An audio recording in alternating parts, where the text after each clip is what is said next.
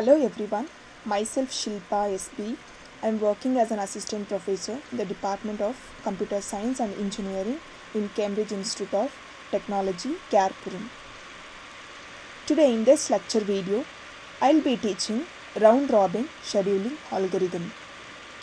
First, I will be teaching a theory part of this, then we will discuss this scheduling algorithm with one problem.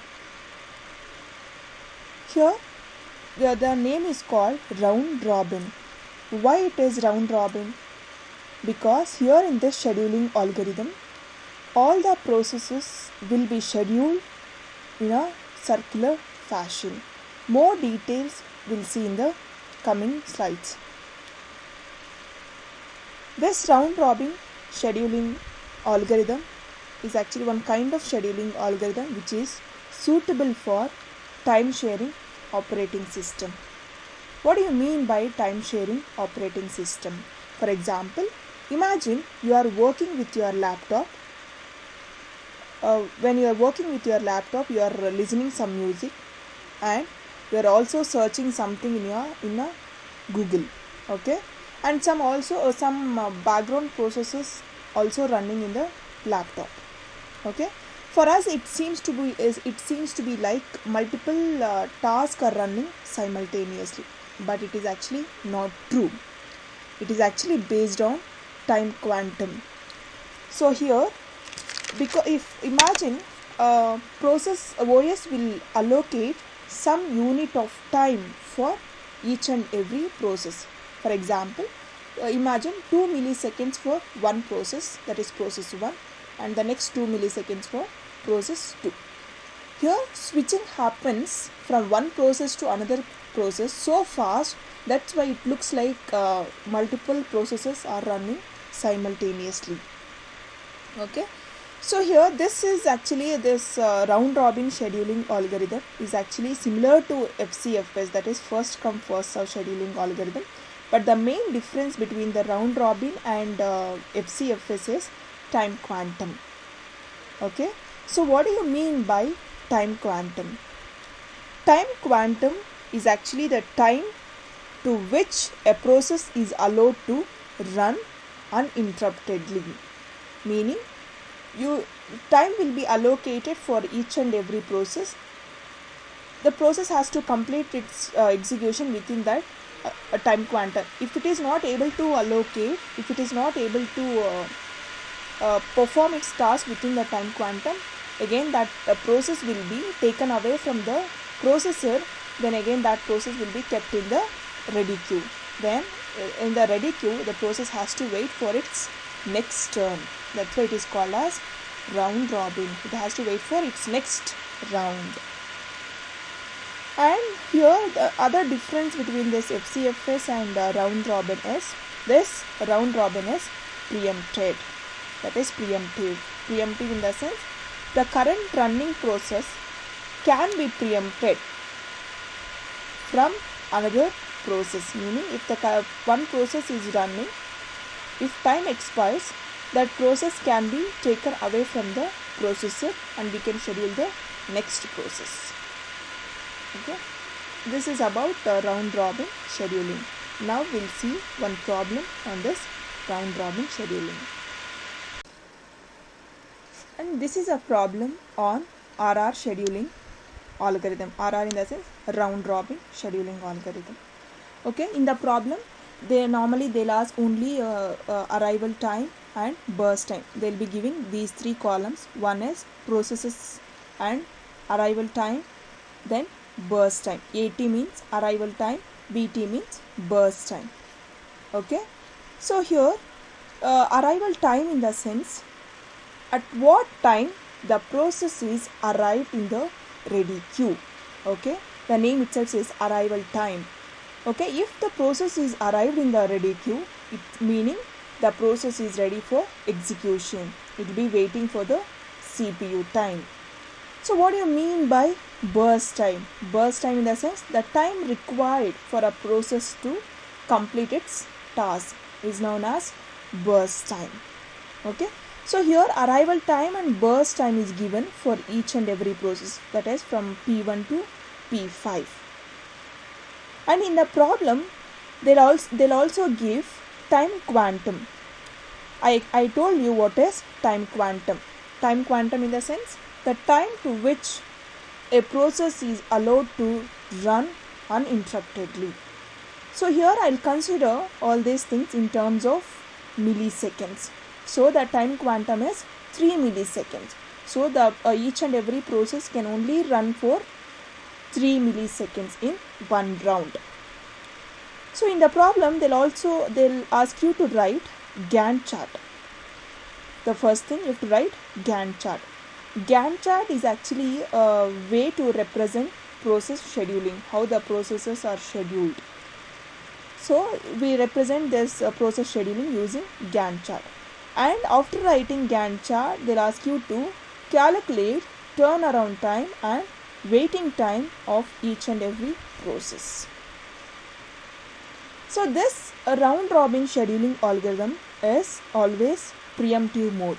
As I told you, once the process is scheduled, after its time quantum, once the time expires, that current running process can be preempted from the another process.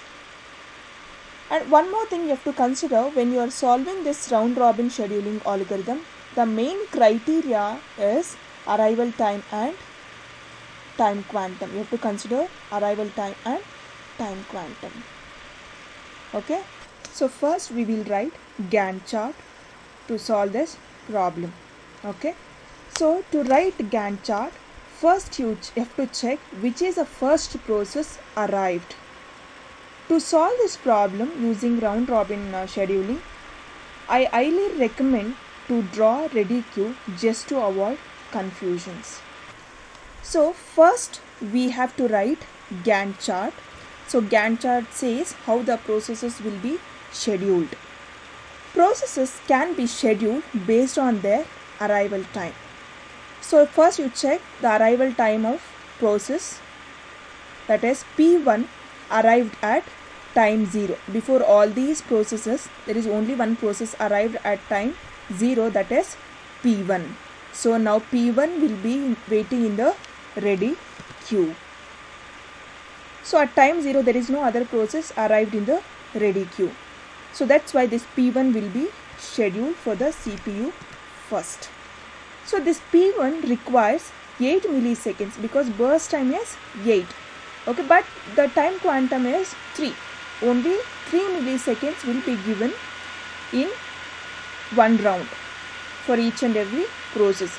If the process is not able to complete its task within 3 milliseconds, then the process will be preempted, then that process will be again kept in the ready queue and it will be waiting for its next turn.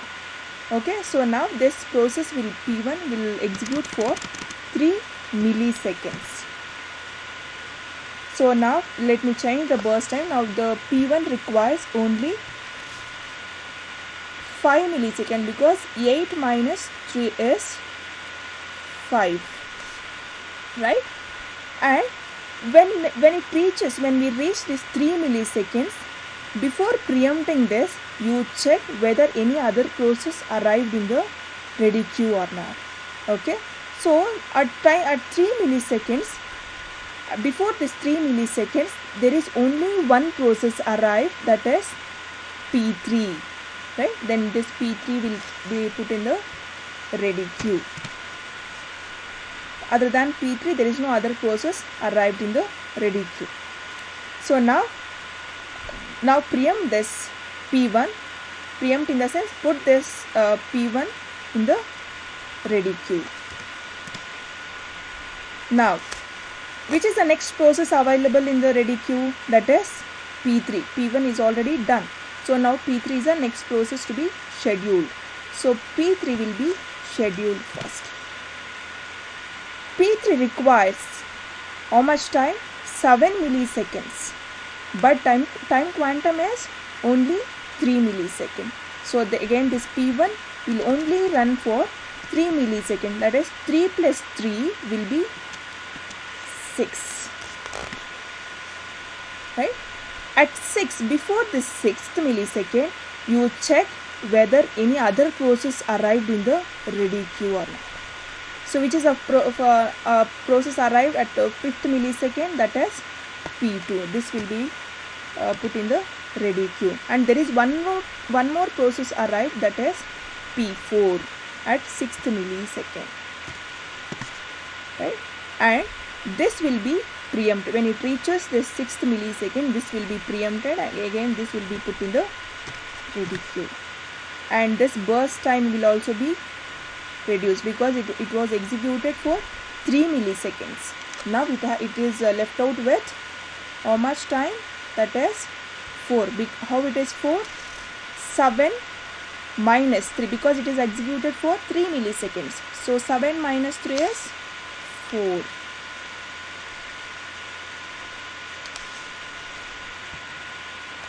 Next one, which is the next process available in the ready queue after P3, that is P1. So P1 will be scheduled now.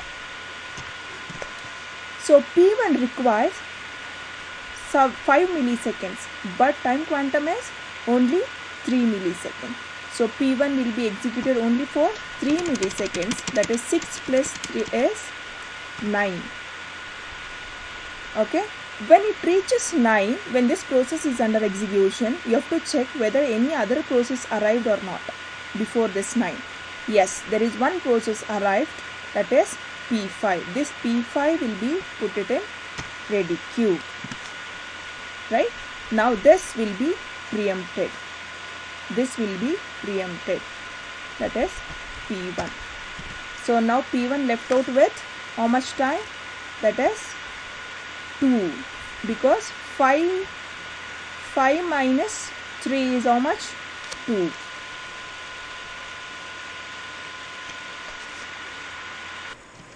Now check which is the next process available in the ready queue, that is P2 is available, right?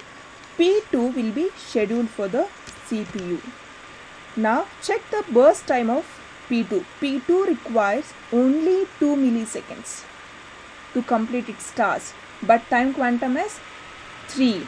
So will not schedule for 3 milliseconds, instead will schedule only 2 milliseconds, because if you schedule for 3 milliseconds, it will be simply waste of time. CPU time will get wasted. That's why we'll only schedule 2 milliseconds, right? So 9 plus 2 is 11. Okay, now this need not to put this P2 in ready queue, because it has already completed its task. And check which is the next process available in the ready queue, that is P4. P4 requires 3 milliseconds. Now this P4 will be scheduled and it requires 3 milliseconds. Again our time quantum is also 3 milliseconds. There is no problem here, right? So this will execute for 3 milliseconds. 11 plus 3 is 14. So now this P4 also is done with its execution. So that's why this P4 need not to put it in ready queue. And after this P4, which is the next process available, that is P3. So now P3 will be scheduled. So this P3 requires 4 milliseconds again to complete its task, but our time quantum is only 3 milliseconds. So we'll only allocate for 3 milliseconds. So 14 plus 3 is 17. So now this P3 is left out with only 1 millisecond, because 4 minus 3 is 1, right? And so now this P3 again will be put it in ready queue. After this P3, check which is the next process available, that is P5. So P5 will be scheduled. So P5 requires 5 milliseconds, but the time quantum is only 3 milliseconds. So only 3 milliseconds will be given in one round. So 17 plus 3 is 20. So now P3 is left out with how much time? That is 5 minus 3 is 2. So again this P5 will be again back to ready queue, and it will be waiting for the next turn. And which is the next process available in the ready queue? That is P1. So P1 will be scheduled, but here P1 is only requires 2 milliseconds. So we'll only schedule this P1 only for 2 milliseconds. So now 20 plus 2, 22. So again this P2 need not to be put in ready queue because it's done with its execution, right? And the next process available in the ready queue is what? That is P3.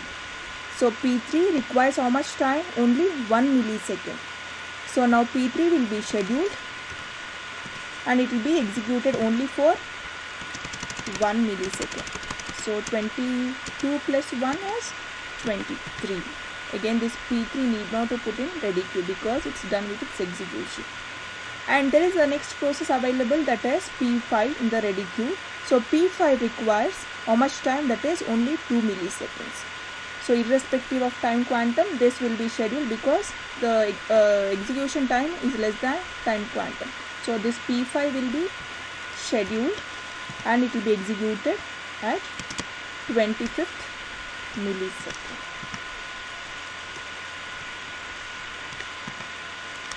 Yeah. So this is a Gantt chart for this processes. Okay. So after writing Gantt chart, you have to calculate completion time. What is completion time? The time at what time the process has completed its execution, that is CT. So to write this completion time of each and every process, you have to look at the Gantt chart. I always recommend you to look at the Gantt chart from the right hand side. So now what is the completion time of P1? At what time this P1 has completed its execution? That is 22. And what is the completion time of P2?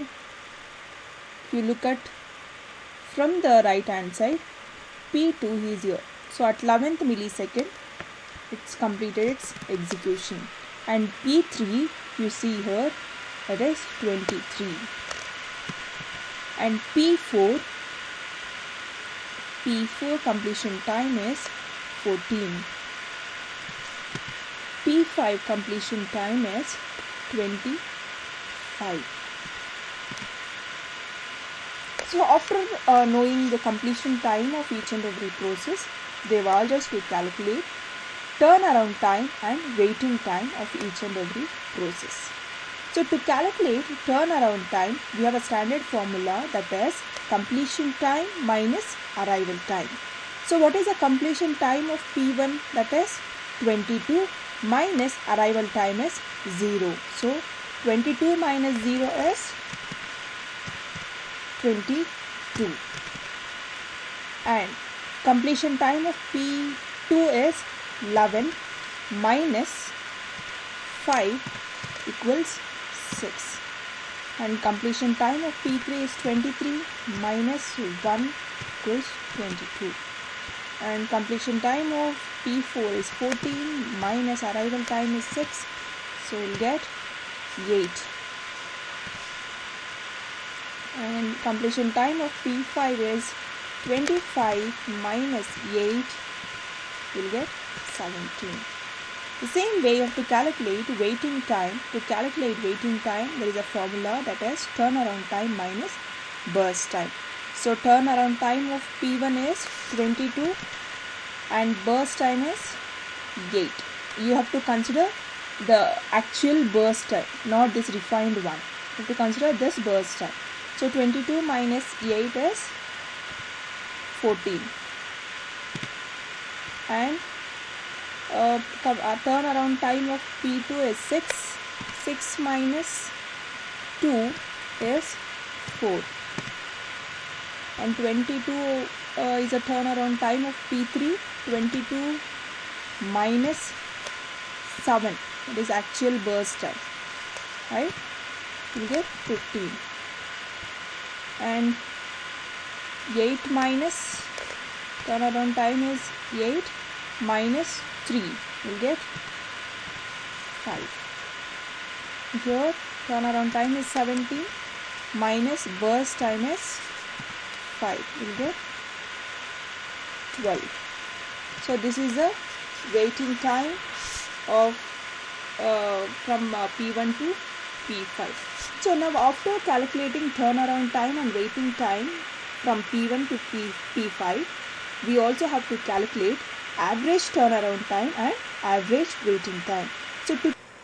So to calculate average turnaround time, you have to consider turnaround time of each and every process divided by n. So P1 turnaround time is 22 plus P2 turnaround time is 6, P3 22, P4 8, P5 17 divided by n. N is number of processes. So now the value of n is 5. You will get around 15 units. After calculating average turnaround time, you also have to calculate average waiting time. To calculate average waiting time, you have to consider waiting time of each and every process divided by n. So now waiting time of P1 is 14 plus P2 is 4 plus P3 15 plus P4 5 plus P5 is 12 divided by 5. You will get around 10 minutes. So this is the way to calculate average turnaround time and average waiting time. So this is about RR scheduling algorithm. Thank you.